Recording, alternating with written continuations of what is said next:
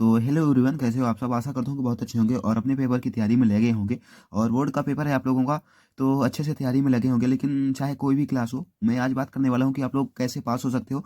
अगर आपसे मतलब थोड़ा नहीं बन रहा है, पेपर में नहीं बन रहा है, तो आप लोग कैसे पास हो सकते हो थोड़ा, ठीक है। अपने दिमाग लगा के, अपना दिमाग के उपयोग करके कैसे पास हो सकते हो।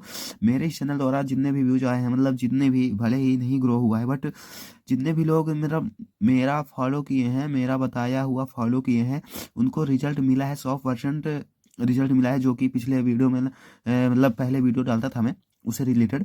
तो काफ़ी लोगों की हेल्प हुई है मेरे इस ट्रिक से, मेरे तरीके से, ठीक है। तो आप लोगों की भी हेल्प होगी, तो वीडियो को पूरा देखना। और 100% गारंटी है कि आप लोगों की हेल्प होगी। अगर आप लोग नहीं पढ़े हैं फिर भी आप लोग कैसे लिख सकते हो और आप लोगों को कैसे पास करा सकते हैं टीचर, ठीक है। टीचर ही आपको पास कराएंगे, ठीक है।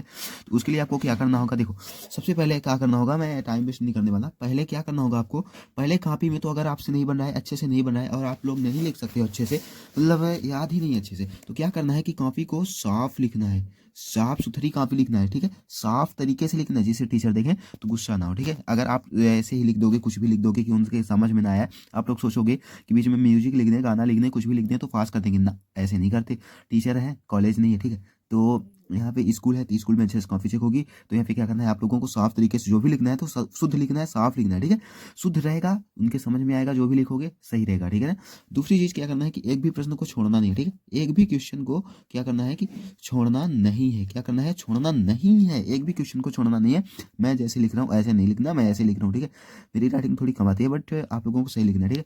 तो एक भी क्वेश्चन को क्या करना है, छोड़ना नहीं है। एक भी क्वेश्चन को छोड़ना नहीं है। अगर आपसे नहीं भी बन रहा है तो आप लोग क्या करोगे कि उससे रिलेटेड कुछ ना कुछ लिखोगे जरूर, कुछ ना कुछ कॉपी में लिखोगे जरूर, साफ सुथरा लिखोगे। अगर आप लोग इतना कर सकते हो, क्योंकि साल भर पढ़े हो, तो उसके बारे में कुछ ना कुछ पता होगा। क्योंकि अगर आ जाएगा, मान लो कि महादेवी वर्मा के बारे में लिखो, ठीक है, एक आध दो रचनाएं बन जाएगा महादेवी वर्मा। उसी तरह अगर किसी भी मतलब कभी लेखक का मतलब याद किए हो कुछ भी, मतलब मान लो कुछ भी याद किए हो, भावपक्ष कलापक्ष, उससे ही रिलेटेड लिख दो ना। कि उनका कथात्मक शैली, विवरणात्मक शैली, व्यंग्यात्मक, और वो मतलब उसमें थी भक्ति भाव, प्रेम में थी, ऐसे कुछ भी लिख दो, ठीक है। अगर किसी का भी बनता है तो किसी में भी ऐड करके लिख दो हल्का। तो अगर 4 नंबर का है, 4 नंबर का है, तो आपको 1 से 2 नंबर कहीं नहीं जाने वाला। और अगर आप फेल होते रहोगे तो आपको पास कर दिया जाएगा, मेरी फुल गारंटी है आप लोगों के लिए, ठीक है।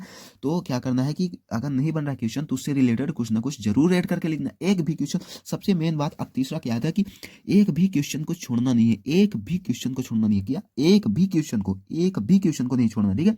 चाहे नहीं बन रहा है, उससे रिलेटेड कुछ ना कुछ आप लोग लिखोगे। मान लो कि 4 नंबर का है तो आप लोग इतना तो जरूर लिखोगे। कितना, इतना तो 4 5 लाइन 6 लाइन जरूर लिखोगे, कुछ ना कुछ उससे बारे में कि महादेवी वर्मा, मतलब कुछ भी आ गया, मान लो उसमें ही आ गया बायो में कि मान लो कुछ भी आ गया कि मान लो राजनीति के बारे में ही आ गया, कुछ भी आ गया, ठीक है।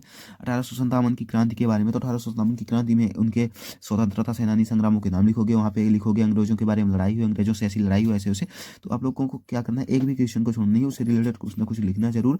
अगर आपका 4 नंबर का क्वेश्चन है और अगर 6 लाइन लिख दोगे तो 1 से 2 नंबर कहीं नहीं जाने वाले। और देखो, अगर आप देखो 33 नंबर से पासिंग मार्क है, और अगर आप मान लो पा रहे हो 29 पा रहे हो, 30 पा रहे हो, ठीक है। कितना पा रहे हो, 29 30 पा रहे हो, ठीक है।